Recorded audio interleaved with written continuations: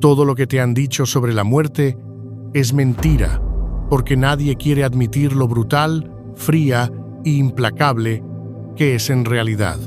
La idealizamos, la tememos, la disfrazamos con eufemismos y la escondemos tras cortinas blancas y puertas cerradas. Pero ¿cuál es la verdad? La muerte es un proceso, frío, mecánico y preciso. No ocurre de repente, ni espera a que haya una pausa dramática. Comienza silenciosamente, mucho antes de tu último aliento, y termina mucho después de que te declaren muerto. El mundo no se detiene, ni siquiera tu cuerpo se detiene. Se transforma, se descompone, se transforma, con o sin tu permiso. Esto no va a ser una meditación poética sobre la belleza del final.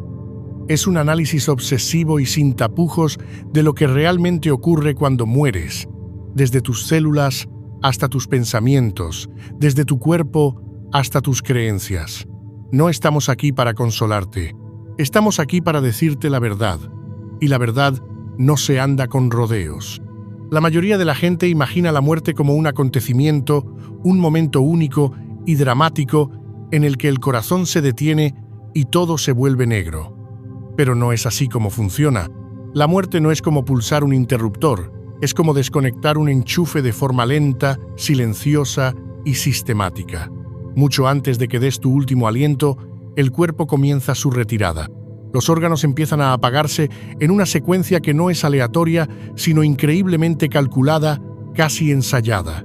Comienza días, a veces incluso semanas antes de la muerte real. Pierdes el apetito. Tus patrones de sueño se vuelven erráticos, tu energía cae en picado, pero no puedes descansar.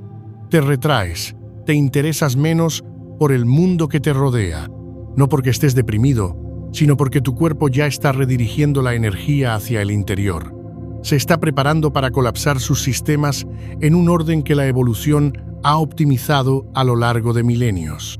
A medida que el corazón se ralentiza, el flujo sanguíneo a las extremidades se reduce, las manos y los pies se enfrían, la piel se vuelve manchada, pálida, a veces azul, el cuerpo da prioridad al núcleo, a los órganos vitales, pero sabe que ni siquiera estos durarán.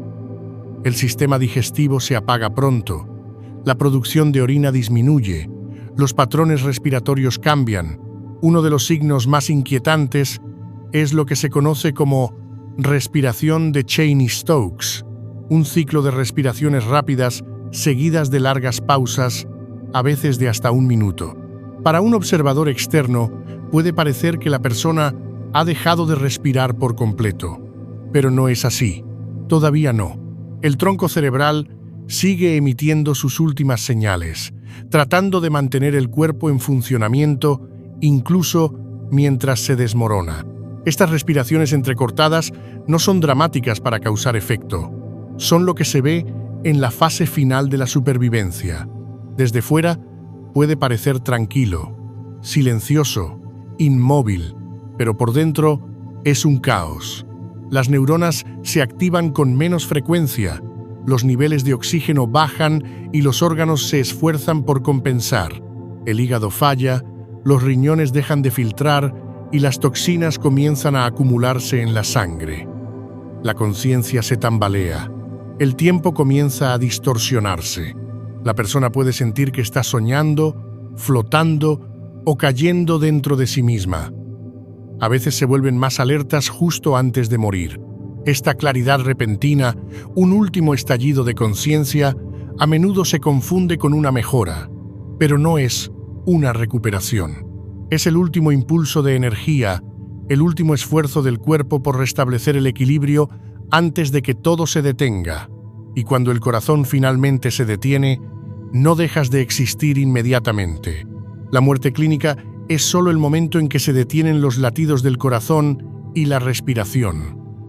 Pero la muerte biológica es más compleja. Las células no mueren al instante. El cerebro puede seguir teniendo actividad. Los órganos conservan vida residual durante minutos, incluso horas. ¿La conciencia? Esa es una pregunta más compleja a la que llegaremos más adelante. Pero no nos equivoquemos. El proceso de la muerte comienza mucho antes de que el médico anuncie la hora de la muerte, y el cuerpo lo sabe. No está confundido ni asustado, está llevando a cabo instrucciones profundamente arraigadas en tu ADN. Un código que sabe cómo morir con la misma certeza con la que supo cómo hacerte crecer en el útero. Algunas verdades sobre este proceso son demasiado crudas para compartirlas abiertamente. Si quieres profundizar en lo que realmente ocurre cuando mueres, detalles que ni siquiera podemos contar en YouTube, únete a Insights Academy, nuestro boletín informativo gratuito. Obtendrás acceso inmediato y una copia por tiempo limitado de El Kybalion. El enlace está en la descripción. Hay una precisión cruda en el último acto del cuerpo humano. No suplica, no negocia, sabe lo que tiene que hacer y lo hace con una claridad aterradora. Y si alguna vez has visto a alguien pasar por eso, lo sabes. Las señales están ahí. La muerte tiene un ritmo. Una vez que comienza, no se detiene. Puedes suplicar, rezar, esperar, pero no se detendrá. No porque sea cruel, sino porque es definitivo.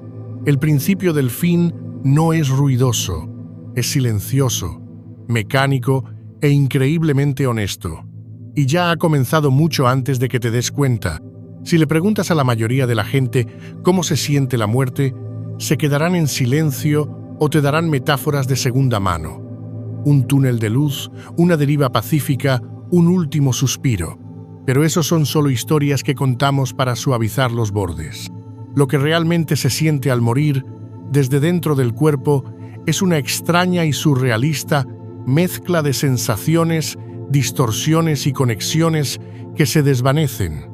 No es limpio, no es cinematográfico, es lento, desorientador y extrañamente íntimo. Y si quieres saber la verdad, tienes que despojarte del consuelo del lenguaje poético y sentarte con las sensaciones crudas y clínicas de un cuerpo que se despide de sí mismo. A medida que los niveles de oxígeno disminuyen y el dióxido de carbono se acumula, el cerebro no se apaga, simplemente lucha. La falta de oxígeno provoca confusión, alucinaciones y, a veces, una abrumadora sensación de desprendimiento. Las personas que se acercan a la muerte suelen decir que se sienten como si estuvieran flotando fuera de su cuerpo. No en sentido figurado, sino literalmente. No se trata de una afirmación mística, sino del cerebro protegiéndose a sí mismo, tratando de dar sentido a algo que no está preparado para procesar. La visión se vuelve borrosa, el oído se agudiza, casi de forma exagerada. Entonces, de repente, todo comienza a oscurecerse, como si la conciencia se encogiera hacia adentro. El mundo que te rodea pierde sus contornos. Las voces de las personas suenan lejanas, como si hablaran desde otra habitación. Técnicamente, sigues ahí, pero no estás del todo presente. Algunas personas describen una abrumadora sensación de paz en esos últimos momentos. Otras hablan de miedo, resistencia o confusión. La verdad es que varía. No hay dos muertes idénticas, porque no hay dos cerebros que interpreten el final de la misma manera. El dolor se vuelve relativo. A medida que el sistema nervioso se apaga, las señales de dolor no viajan con la misma eficacia, lo que puede crear la ilusión de comodidad incluso cuando el cuerpo está sometido a un estrés inmenso. Por eso, algunas personas parecen tranquilas en sus últimos minutos. No es porque el cuerpo no esté sufriendo, sino porque el sistema que informa del sufrimiento se está desconectando.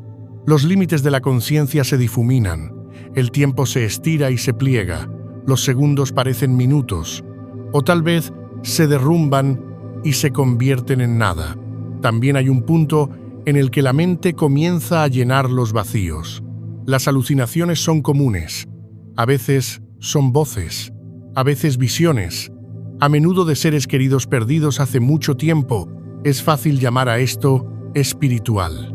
Y tal vez lo sea, o tal vez sean solo los últimos fallos de un cerebro que intenta reconciliar el miedo al final con algo familiar, algo reconfortante. El cuerpo puede estar apagándose, pero ¿y la mente? Se aferra al significado. Busca una narrativa incluso en sus últimos destellos.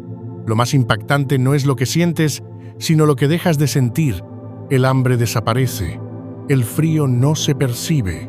Incluso la necesidad de respirar se desvanece a medida que el sistema respiratorio falla.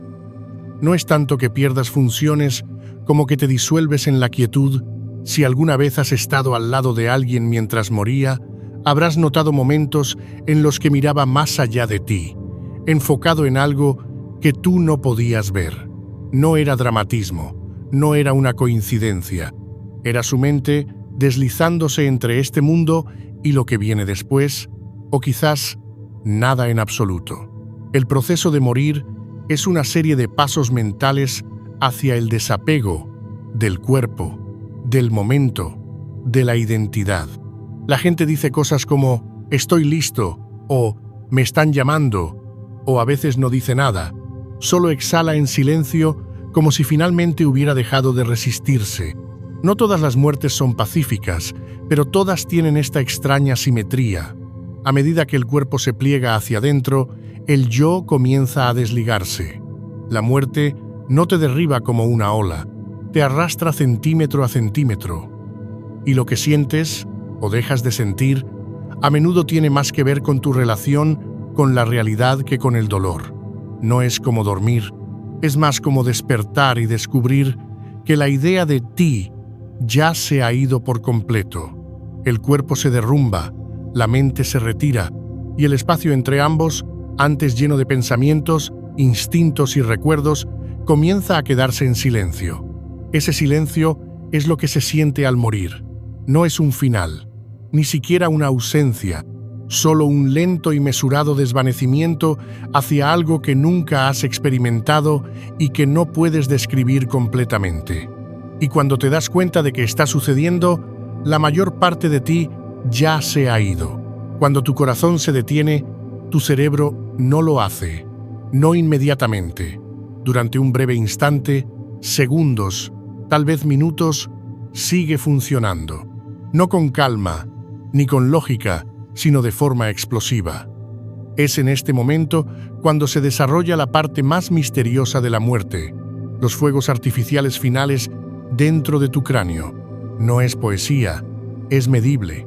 En estudios con animales moribundos, e incluso en raras observaciones en humanos, el cerebro emite una oleada de actividad eléctrica justo antes y después de que el corazón se detiene. No es un parpadeo, es una tormenta. Ráfagas de ondas gamma, patrones de disparos sincronizados, pulsos rítmicos que se asemejan al pensamiento consciente. Para algunos científicos, esto podría ser un fallo final. Para otros, podría ser el último acto de percepción, el cerebro apagándose no en silencio, sino con intensidad. Imagina que la mente entra en hipervelocidad. El oxígeno se desploma, el flujo sanguíneo colapsa y el cerebro, privado de su combustible, responde inundándose de neurotransmisores en un último y desesperado intento por mantener la conciencia. Endorfinas, serotonina, dopamina, glutamato. Es una avalancha química. Las vías del dolor se atenúan, los centros emocionales se iluminan y el procesamiento visual se acelera. Esto podría explicar por qué las personas dicen ver túneles de luz, familiares fallecidos o repasar toda su vida. En un cerebro inundado de descargas eléctricas y fragmentos de memoria, las reglas habituales del tiempo y la identidad dejan de aplicarse. Tu pasado, tus miedos, tus mayores alegrías no pasan ante tus ojos como una película. Se pliegan dentro de ti y te golpean de golpe, como una estrella que colapsa. Algunos científicos sostienen que se trata de un mero mecanismo de supervivencia, un capricho neurológico que se produce cuando el sistema colapsa. Pero otros sugieren que puede ser algo más. No se trata solo de chispas caóticas. En algunos estudios, los patrones se asemejan a los que se observan durante las funciones cognitivas de alto nivel, concentración, recuerdo, incluso estados oníricos. En otras palabras, puede que el cerebro no esté fallando. Puede que esté tratando de comprender su propio fin, o incluso tratando de sobrevivir a él. Aquí es donde la conversación se adentra en un terreno menos seguro y más controvertido. Las experiencias cercanas a la muerte no son raras. Están documentadas, a menudo con una sorprendente consistencia entre culturas, religiones e incluso entre ateos. El túnel, la presencia, la sensación de desprendimiento del cuerpo no son tropos fantásticos. Los describen cirujanos, soldados, pilotos y pacientes que han entrado en parada cardíaca en la mesa de operaciones. Un estudio descubrió que las personas que habían tenido experiencias cercanas a la muerte mostraban una mayor actividad cerebral tras un paro cardíaco, algo que no debería ser posible en caso de muerte clínica. ¿Qué está pasando exactamente? Hay varias teorías. Algunas apuntan al DMT, un potente alucinógeno que el cerebro puede producir de forma natural en la glándula pineal. En situaciones de estrés extremo, como la muerte, este compuesto podría inundar el cerebro y crear experiencias vívidas e hiperrealistas. Otros sostienen que es simplemente el resultado de la activación de neuronas moribundas en estado de pánico, como las luces de una casa que parpadean antes de apagarse. Y luego están los que dicen que la conciencia no se limita en absoluto al cerebro, que lo que estamos presenciando no es una alucinación, sino un atisbo de algo que el cerebro nunca estuvo destinado a contener por completo. Independientemente de lo que creas, los datos son claros. La muerte no es instantánea. El cerebro no se apaga sin más. Se intensifica, se eleva, se expande hacia afuera y hacia adentro. Da rienda suelta a todo lo que tiene, tal vez para dar sentido al colapso, o tal vez para cruzar una frontera que aún no podemos medir. Así que cuando alguien dice que vio algo en esos últimos momentos, cuando describe una luz, una presencia o la abrumadora sensación de ser absorbido por algo inmenso, tal vez no se trate solo de química cerebral. Quizá lo sea, pero incluso si lo es, pregúntate, ¿por qué lo último que hace el cerebro es una sinfonía de significado? ¿Por qué no se apaga silenciosamente como una máquina que se queda sin batería? ¿Por qué este estallido? ¿Por qué ahora? Hay algo en la muerte que el cerebro parece tomarse en serio, y ya sea para protegerte, explicarte o acompañarte a lo que venga después, te da todo lo que tiene antes de dejarte ir. Esto no es fantasía, es medible, es repetible, y sin embargo, escapa a nuestro entendimiento. El acto final de la mente podría ser el más vivo que haya existido jamás. Lo que plantea una pregunta que nadie quiere responder: ¿para qué te está preparando exactamente el cerebro? En el momento en que llega la muerte, ocurre algo extraño. Hay quietud, sí, pero no es el final. El cuerpo no se apaga sin más. Empieza a cambiar.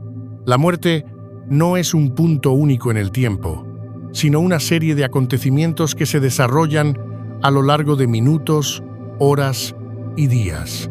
Lo que viene después no es misterioso. Se ha estudiado, catalogado, cronometrado y medido con una precisión obsesiva. Y el proceso es todo menos pacífico. Es una reacción química en cadena y, una vez que comienza, no hay vuelta atrás. A los pocos minutos de detenerse el corazón, las células comienzan a asfixiarse. La ausencia de sangre significa ausencia de oxígeno, y la ausencia de oxígeno significa que los órganos comienzan a dejar de funcionar a nivel celular. El cerebro muere primero, hambriento, agotado, colapsando sobre sí mismo. Pero otras células, especialmente las de la piel y los músculos, se aferran a la vida un poco más. Este breve periodo crepuscular es cuando el cuerpo está clínicamente muerto, pero biológicamente aún activo. Se liberan enzimas, se acumulan los ácidos, y en tu interior comienza silenciosamente la descomposición. Primero, aparece la palidez cadavérica. Tu piel se vuelve pálida a medida que la sangre se drena de los capilares y se deposita en las capas más profundas del cuerpo. A esto le sigue el algor mortis, la muerte fría. Tu cuerpo comienza a igualar la temperatura del entorno, perdiendo calor de forma constante a aproximadamente 1,5 grados Fahrenheit por hora. El calor te abandona, no en sentido figurado. Literalmente, te conviertes en un objeto que se enfría, que ya no produce energía, solo irradia lo último que te queda. Luego llega el rigor mortis. Los músculos se contraen y se bloquean debido a cambios químicos en las fibras. La mandíbula se endurece, las extremidades se congelan. El cuerpo pasa de estar blando a parecer una estatua. Esta rigidez se instala en un plazo de 2 a 6 horas. Alcanza su punto máximo alrededor de las 12 y desaparece después de unas 24 a 36 horas. Cuando desaparece, no vuelves a la suavidad, sino que empiezas a colapsar. La gravedad toma el control. La sangre, ahora coagulada, se acumula en las partes más bajas del cuerpo, un proceso llamado livor mortis. La piel se vuelve morada, con manchas que a menudo se confunden con hematomas. No lo son, es solo la gravedad y la sangre, que ya no es impulsada por un corazón que late.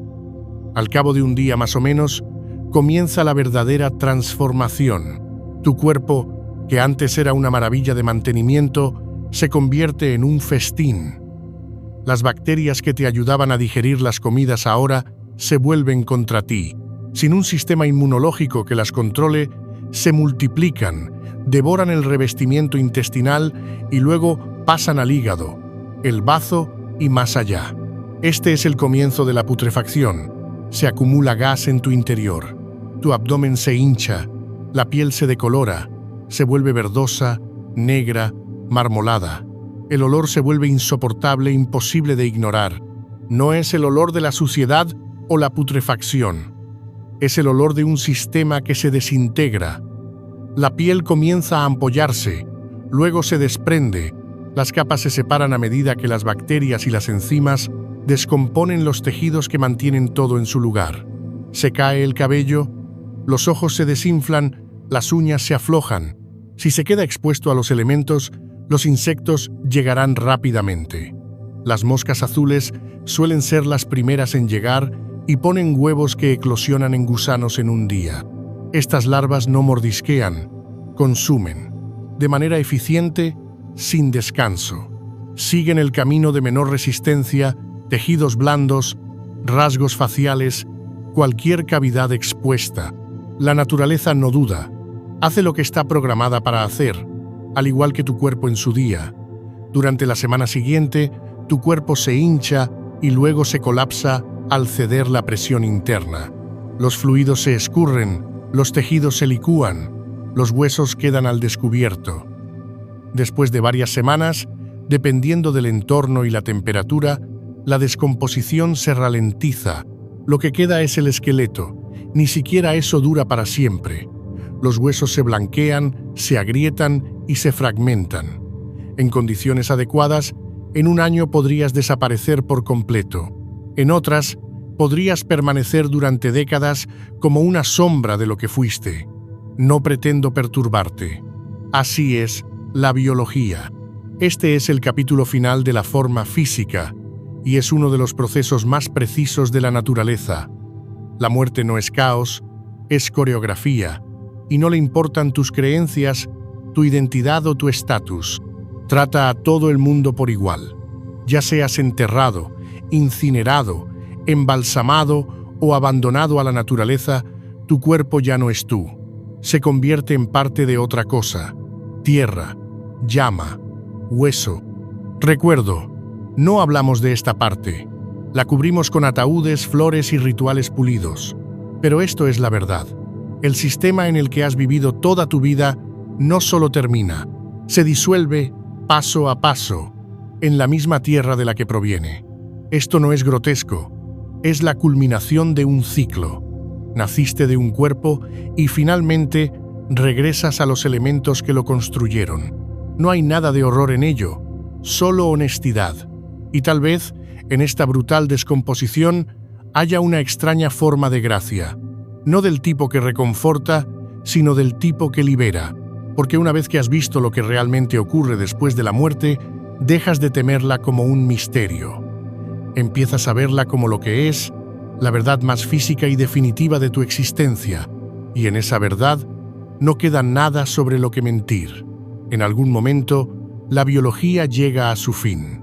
Las últimas enzimas se disuelven, la piel se descompone, los huesos son lo único que queda. Y sin embargo, la pregunta sigue flotando en el aire como electricidad estática. ¿Eso es todo? ¿Queda algo, cualquier cosa, una vez que el cuerpo ya no es útil? Aquí es donde la ciencia se calla y la filosofía se hace oír. ¿Qué pasa después de la muerte? No a tu cadáver, sino a ti, a tus pensamientos, a tu conciencia, a la parte de ti que se pregunta ¿cómo es la muerte? La verdad es que nadie lo sabe, pero eso no significa que nadie haya intentado explicarlo. A lo largo de las culturas y los siglos, la muerte nunca se ha tratado como un punto final. En el budismo tibetano existe el concepto del bardo, un estado transitorio en el que la conciencia flota sin ataduras, experimentando visiones, tentaciones y confusiones mientras se prepara para el renacimiento o la disolución. En el antiguo Egipto, la muerte era un viaje a través del duat, donde el alma era juzgada por el peso de su corazón. En las tradiciones hindúes, la vida y la muerte son solo momentos en una rueda sin fin, que gira a través del karma y la reencarnación. Ninguna de estas tradiciones considera la muerte como el final. La tratan como una puerta. La ciencia moderna no habla de puertas. Habla de cese, de pérdida de la función cerebral medible, de descomposición de los tejidos, de entropía, pero incluso la ciencia está empezando a plantearse preguntas extrañas. Físicos como Roger Penrose y Stuart Hameroff proponen que la conciencia podría ser un fenómeno cuántico, algo incrustado en la estructura misma del universo, no solo en las neuronas. Si eso es cierto, entonces la conciencia podría no terminar cuando muere el cerebro. Podría cambiar, refractarse, regresar. Suena descabellado, pero piénsalo. Si la conciencia es más que señales eléctricas, si existe como un campo o una frecuencia, entonces la muerte podría no ser destrucción, podría ser desapego. Y si ese es el caso, lo que consideramos alucinaciones, el túnel, la luz, la paz abrumadora, podría no ser un fallo, podrían ser destellos. Por supuesto, no lo sabemos, y esa es la cuestión. Enterramos a nuestros muertos, pero nunca enterramos la pregunta. Los antiguos no descartaban estas ideas como supersticiones. Construyeron civilizaciones enteras en torno a ellas. Templos, textos, rituales, todo diseñado para prepararse para lo que vendría después. No porque temieran a la muerte, sino porque la respetaban, porque creían que la muerte no era un muro, sino una transición, un momento en el que lo físico desaparece y comienza lo metafísico. Incluso la medicina moderna admite que hay misterios. Hay personas que han revivido tras estar clínicamente muertas durante minutos, incluso horas, en condiciones extremas. Algunos despiertan con recuerdos de cosas que no deberían saber. Conversaciones en otras habitaciones, acontecimientos que ocurrieron mientras su cerebro estaba supuestamente desconectado. ¿Son ilusiones? ¿Memoria residual? ¿O somos demasiado rápidos a la hora de calificar de coincidencia lo que no entendemos? Hay quienes creen que volvemos a un origen, un campo de conciencia tan vasto que la conciencia individual se disuelve como la sal en el agua. Otros creen que conservamos nuestro sentido del yo y continuamos en un nuevo plano, moldeados por lo que llevamos en la vida. Y luego están los que no creen en nada, la muerte como silencio total, un apagón sin retorno. Pero incluso si eso es cierto, incluso si la muerte es definitiva, eso no la hace insignificante.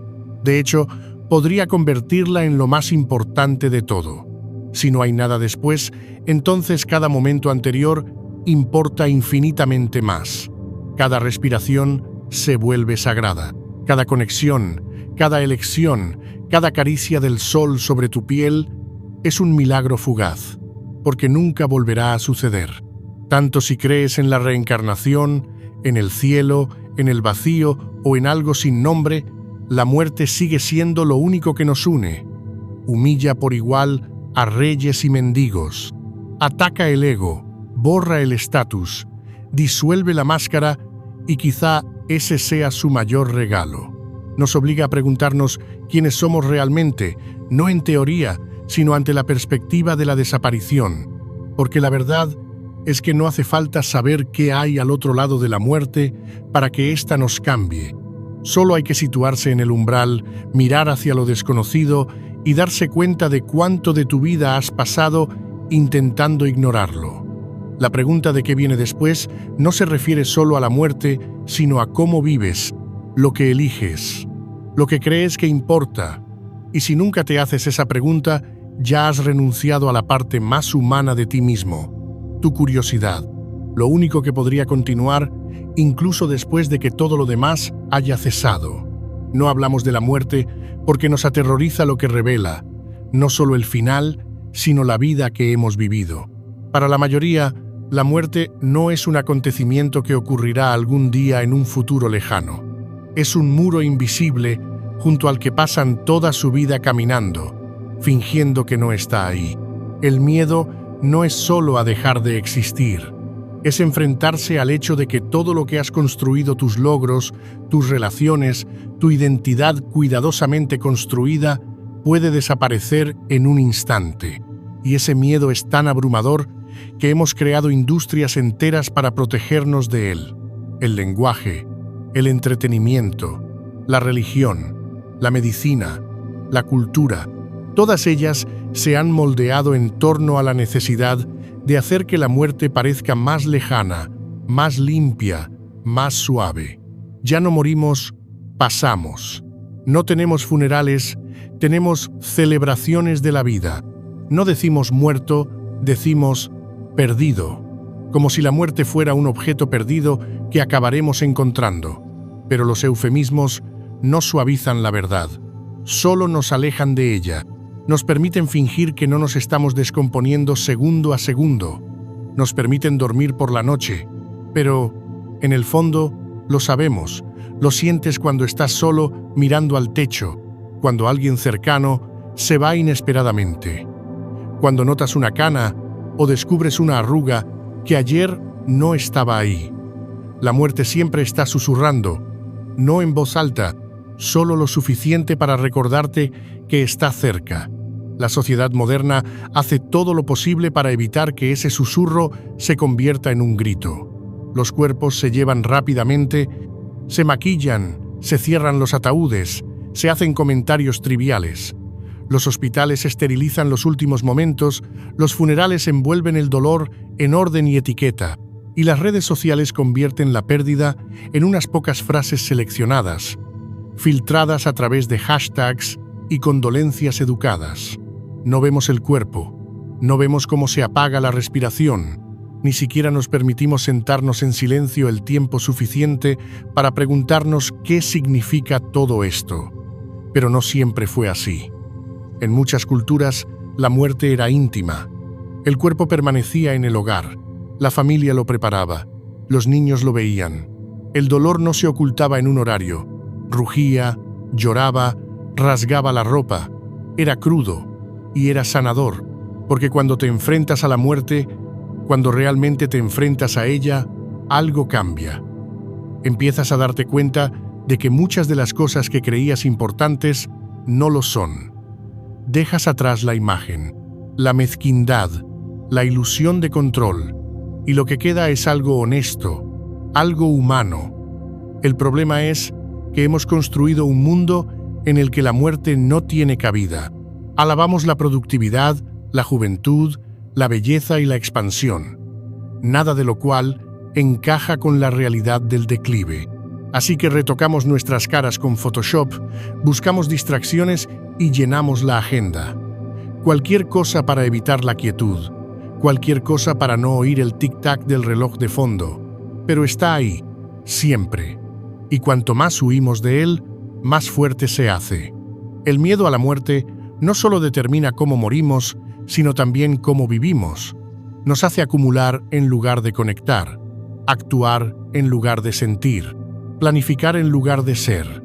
Porque si nos mantenemos lo suficientemente ocupados, tal vez no tengamos que reconocer que nada de esto dura para siempre, que todas las personas que amamos nos abandonarán o nos dejarán atrás, que un día el mundo seguirá girando y nosotros no estaremos en él. Pero tal vez el miedo no sea el enemigo, quizás sea la invitación, porque el miedo, cuando se reconoce, se convierte en conciencia, y la conciencia se convierte en presencia. No puedes controlar la muerte, no puedes negociar con ella, pero puedes decidir dejar de vivir como si no fuera a llegar.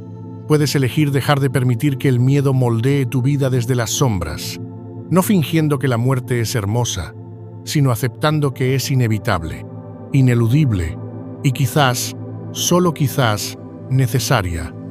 Porque cuando realmente te enfrentas a ella, no a la idea de la muerte, sino a la realidad, no te vas aturdido, te vas despierto, y empiezas a ver que el terror a morir es a menudo solo el eco de un terror más profundo, que hemos desperdiciado el tiempo que teníamos, que hemos vivido según las reglas de otra persona, que hemos esperado demasiado para decir lo que importaba, para convertirnos en quienes somos, para sentir lo que era real. Pero no es demasiado tarde. Estás aquí, estás respirando, y cada respiración es una oportunidad para dejar de correr. No todo el mundo huye de la muerte, algunos la persiguen. En silencio, lentamente, inconscientemente, hay una sombra que llevamos dentro, y no es solo el miedo a morir, es una extraña y tácita necesidad de hacerlo. Freud lo llamó thanatos, el instinto de muerte, la idea de que bajo toda nuestra ambición, todo nuestro deseo de sobrevivir, hay una fuerza más oscura, una que nos empuja hacia la quietud, el silencio y la autodestrucción. Y antes de descartarlo como un concepto psicoanalítico obsoleto, mira a tu alrededor. Está en todas partes, en nuestro arte, en nuestras adicciones, en la forma en que sabotamos las cosas que nos mantienen vivos. ¿Por qué fuma la gente si sabe que mata? ¿Por qué permanece en relaciones tóxicas? ¿Por qué persigue el peligro, destruye el éxito o se sumerge de cabeza en ciclos de agotamiento y autodesprecio? En apariencia, parece debilidad o imprudencia. Pero si se rasca la superficie, a menudo se encuentra otra cosa, la silenciosa atracción hacia el final, el deseo de desaparecer, no porque odiemos la vida, sino porque estamos agotados por el peso de vivirla. Se nos dice que persigamos la felicidad, el éxito, la inmortalidad, pero en el fondo hay un anhelo de simplemente parar, de descansar en el sentido más profundo, de rendirse. No es lo mismo que la depresión, aunque se solapan. Es más profundo, más arquetípico, un deseo de no morir violentamente, sino de ser liberado, volver a algo más antiguo que la identidad. Se ve en los mitos, el héroe que entra en el inframundo, en la literatura, el amante que elige la muerte antes que una vida a medias, en la religión, la idea de rendirse al ego para convertirse en uno con lo divino. Thanatos no siempre es destructivo, a veces es seductor. La idea de que podemos escapar de la presión de convertirnos en algo, que podemos dejar de mantenerlo todo unido, que podemos simplemente dejarlo ir. La cultura moderna no nos da un lenguaje para esto. Lo patologizamos, lo etiquetamos, lo medicamos. Y para que quede claro, el sufrimiento real nunca debe romantizarse. Pero también debemos entender que el deseo de muerte no siempre es un fallo. A veces es un síntoma de una desconexión más profunda, del significado, de la presencia, de uno mismo. Vivimos en un sistema que glorifica el rendimiento pero mata la autenticidad. Eso nos mantiene persiguiendo la dopamina mientras nos niega la profundidad. Así que, por supuesto, algo en nosotros anhela acabar con la carrera, no por odio a la vida, sino por el dolor de lo que se ha convertido. Se puede sentir en la forma en que la gente coquetea con la destrucción. Los que se arriesgan, los que trabajan en exceso, los que nunca descansan, nunca se detienen. No solo están motivados, sino que intentan sentirse vivos rozando la muerte. Por eso vemos tragedias. ¿Por qué lloramos con canciones sobre la pérdida? ¿Por qué nos atraen las historias apocalípticas? Queremos enfrentarnos al final de forma segura desde la distancia. Porque una parte de nosotros necesita ensayarlo, prepararse o tal vez solo recordar que la muerte, en su forma más cruda, siempre está cerca. Y tal vez eso no sea un defecto. Tal vez Thanatos existe para recordarnos el equilibrio, que la voluntad de vivir no está completa sin la voluntad de rendirse, que no podemos apreciar verdaderamente la vida hasta que admitimos lo fácil que es dejarla escapar.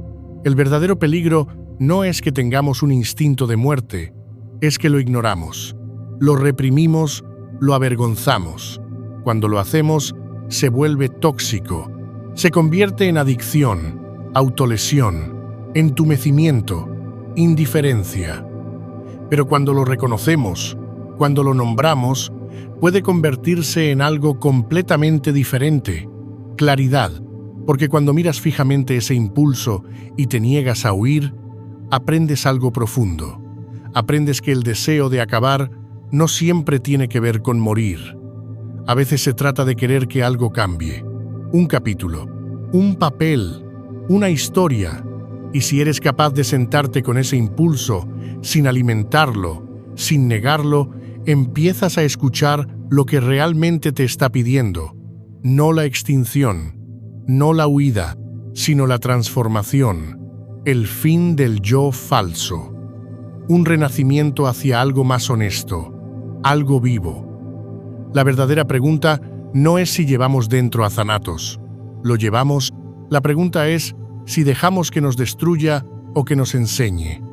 Si huimos de él, lo adormecemos, actuamos ciegamente, o nos sentamos con él el tiempo suficiente para escuchar la verdad que se esconde bajo su silencio.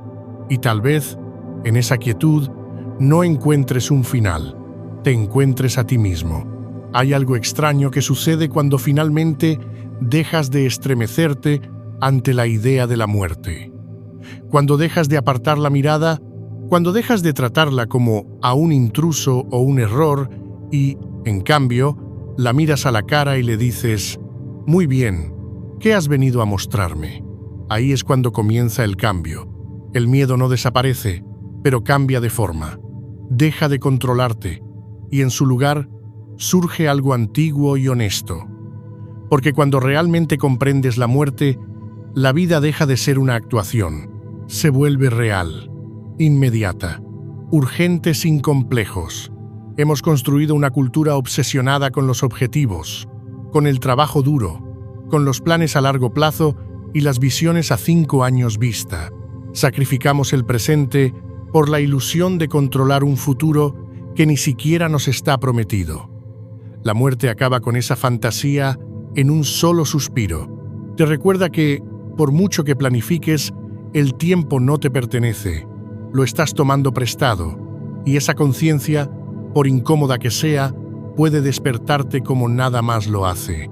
Cuando vives con la muerte en tu campo de visión periférico, las decisiones cambian, las prioridades cambian.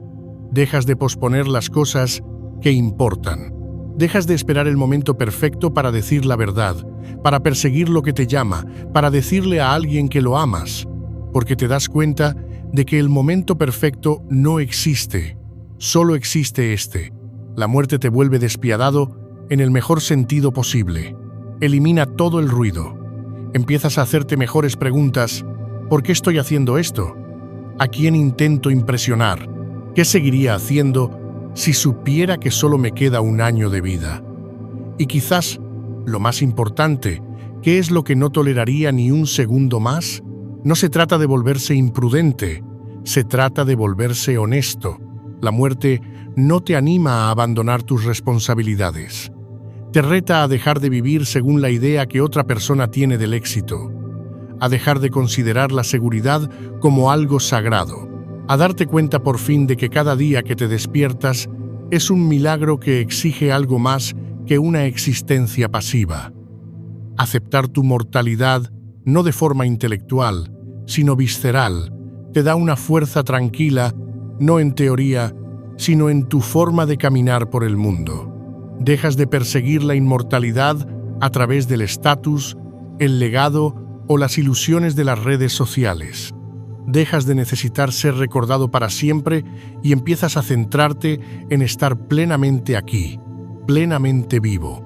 Porque tal vez el objetivo nunca fue escapar de la muerte, sino vivir de tal manera que, cuando llegue, te encuentres sin miedo. No porque hayas vencido al miedo, sino porque lo has escuchado, has aprendido de él y has dejado que te guíe de vuelta a lo que importa.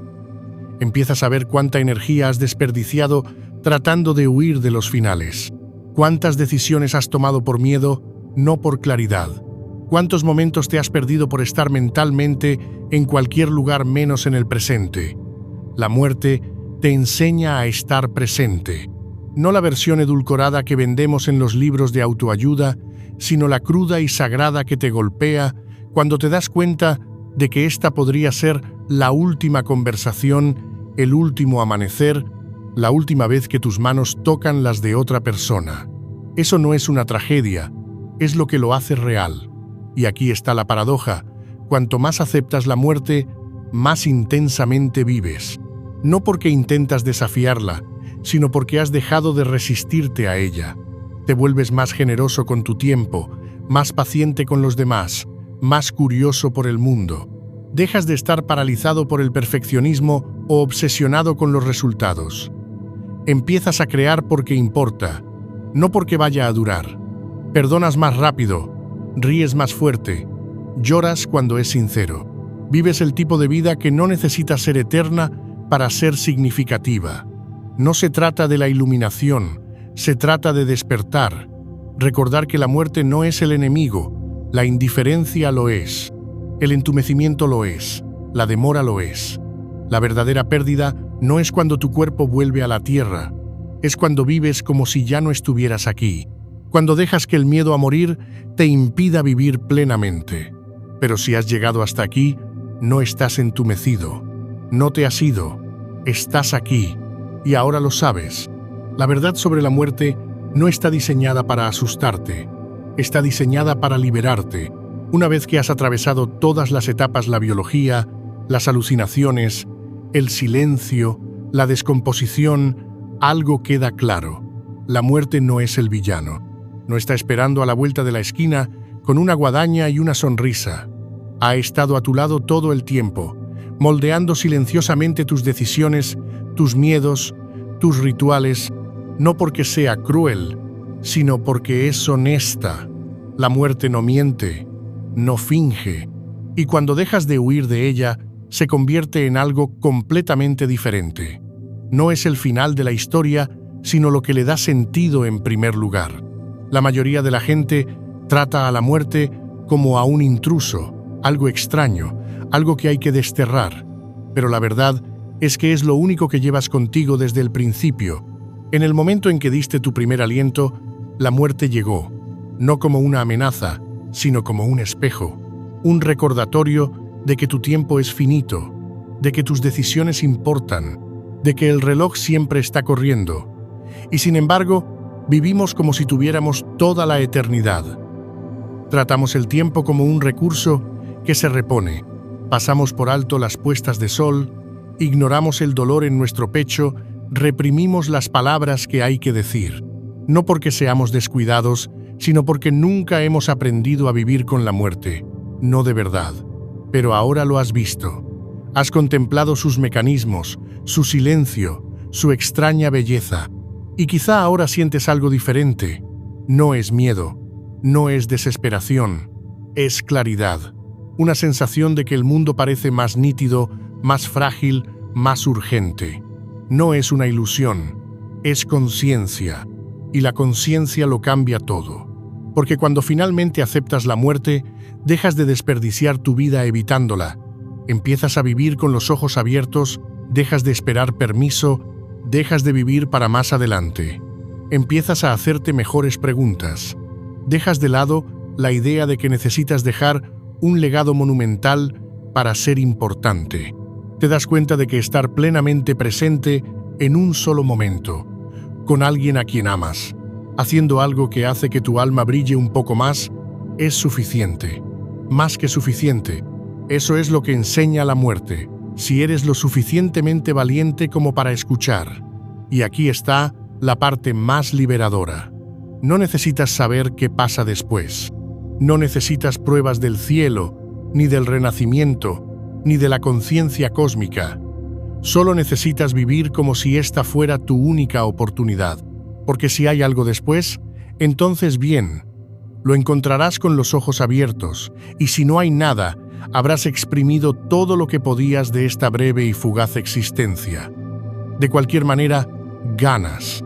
La muerte no viene a robarte, viene a reclamar lo que nunca fue permanente.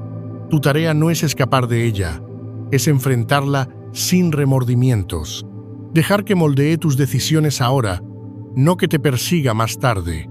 Honrar su presencia negándote a vivir entumecido, pequeño o dormido. Así es una nueva relación con la muerte. No es terror ni negación, sino respeto. Y a través de ese respeto, la liberación. Este viaje no termina aquí.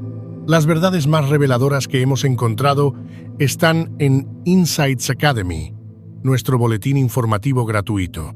Regístrate a través del enlace que aparece en la descripción y obtén una copia digital gratuita de El Kybalión, pero solo mientras siga disponible.